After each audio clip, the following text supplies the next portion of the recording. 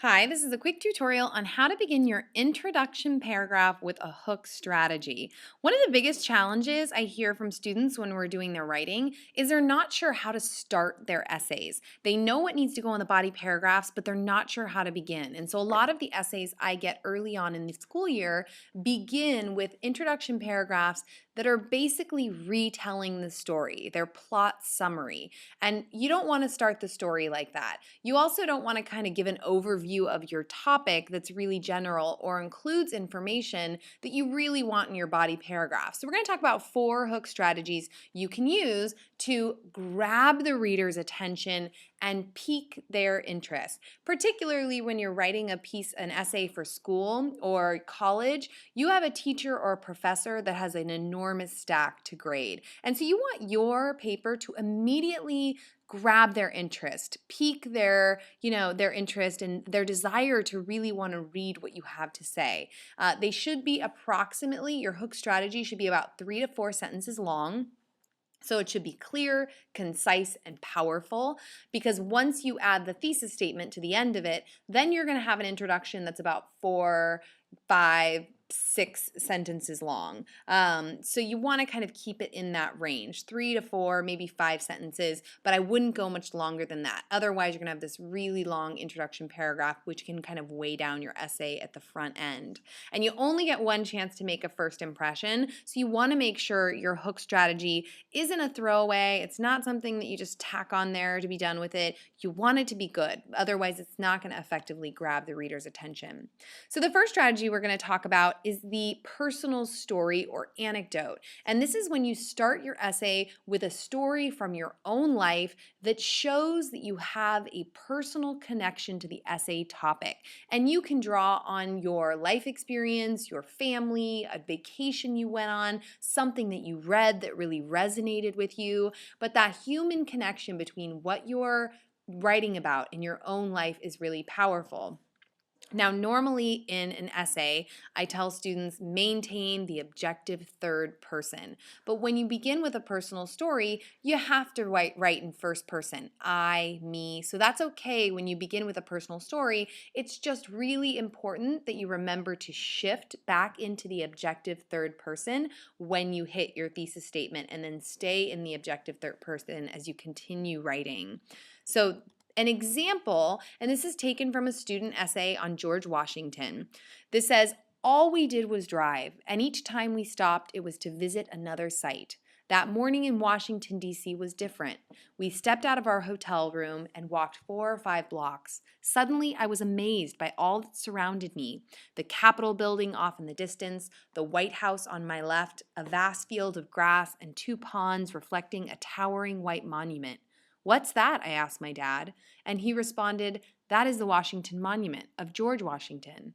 My mind started to wander. A monument, a city named in his honor? This must be someone who made a difference. And as I began to learn more about his courage, his leadership, and his patriotism, I realized he had indeed accomplished much. So here we have a whole essay that's going to be about George Washington, his courage, his leadership, his patriotism. But the student begins by talking about this moment on a trip with their dad when they realized, wow, all this stuff is named after this guy. He must have been really important. So it shows that human connection.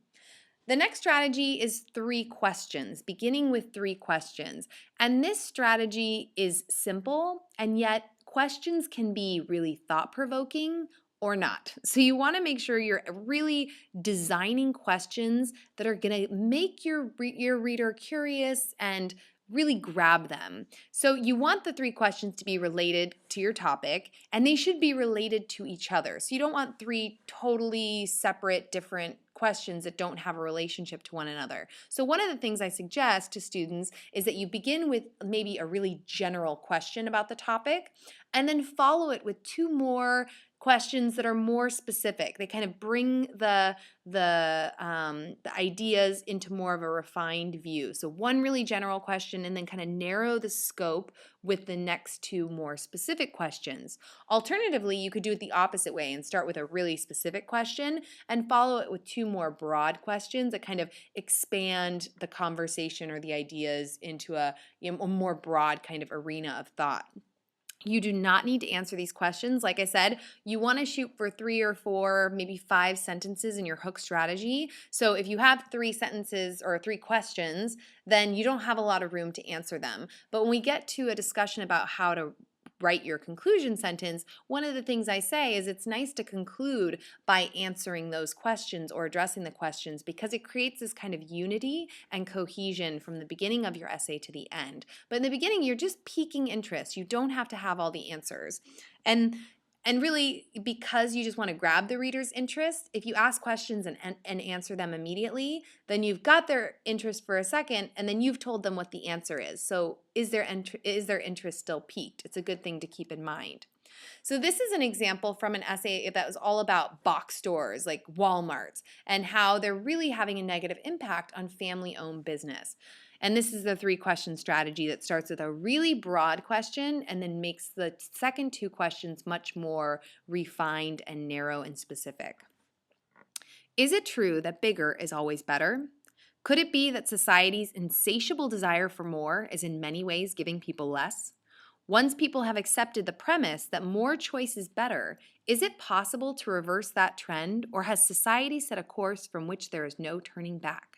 I love this example. I think it is a really well done series of questions that as a reader, I'm definitely interested in. I start thinking about, how do I feel about these things? One of the things students tend to do when they write questions is to write them in second person. You, your. I would try to keep it third person as much as possible. People, society. It has a powerful impact. It makes the question seem more related to more people than just the reader. So think about really being cognizant of staying in the third person when you're asking your questions. The third strategy, and I'll say that those first 2 strategies, the personal story, anecdote, and the 3 questions, those are really great for timed essays or in-class essays where you don't have any materials that you're bringing into the classroom with you.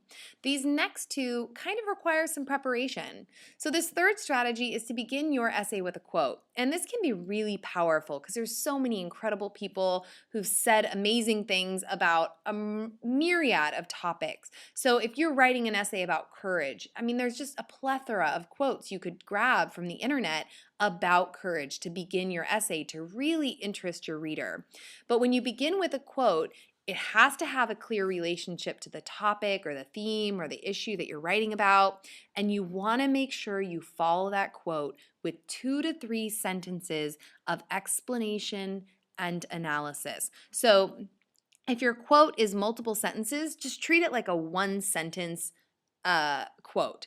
Even if there's multiple sentences within it, just treat it as 1 sentence. And then you want to follow it with ideally 2 to 3 sentences of explanation, analysis, where you're picking the quote apart. What does the quote mean? The deeper meaning, you're analyzing. You really want to dissect the quote and make it clear to the reader, what is the significance of this quote? So things to remember: quote must clearly relate to the essay topic. Your analysis needs to tie that quote to the topic, and it needs to really analyze that quote in depth. A lot of students start with a quote and then they jump to whatever the text is that they're writing about, and they don't do a good job of analyzing the quote. So that's something to just be aware of. And then when you're starting with a quote, you want to make sure you put in quotation marks after the quote who is the author of that quote, who said that quote. So if I begin with a quote from George Washington, I'm going to have my quotes and my quote, and then after the end quotation marks, I have my parentheses, George Washington, end parentheses, period. Here's an example. This is from an essay about women in politics, and it starts with a quote from Hillary Rodham Clinton. Quote, "There cannot be true democracy unless women's voices are heard," end quote, parenthesis, Hillary Rodham Clinton, end parenthesis, period. That's how the quote should look. A democracy is a system of government that places the power in the hands of the people. If individuals are not granted equal access and representation, then the government cannot claim to be a, quote, true democracy. The lack of female voices in the United States government creates an imbalance of power based on gender. Despite the smaller percentage of women currently involved in high-level government positions, pioneers like Hillary Clinton, Nancy Pelosi, and Condoleezza Rice are leading the way towards gender equality in politics. So not only does that analysis talk about what is a democracy and pick apart the quote, but then it ties it to the essay topic really nicely. The fourth and final hook strategy we'll talk about is beginning with an unusual or bizarre fact. And usually if you're grabbing a fact from the internet, it's also going to be a quote because if you use it word for word, you have to use quotation marks. But this is such a fun way to start an essay because right off the bat, any unusual or bizarre facts are going to be super interesting because your reader probably isn't going to have any knowledge of them.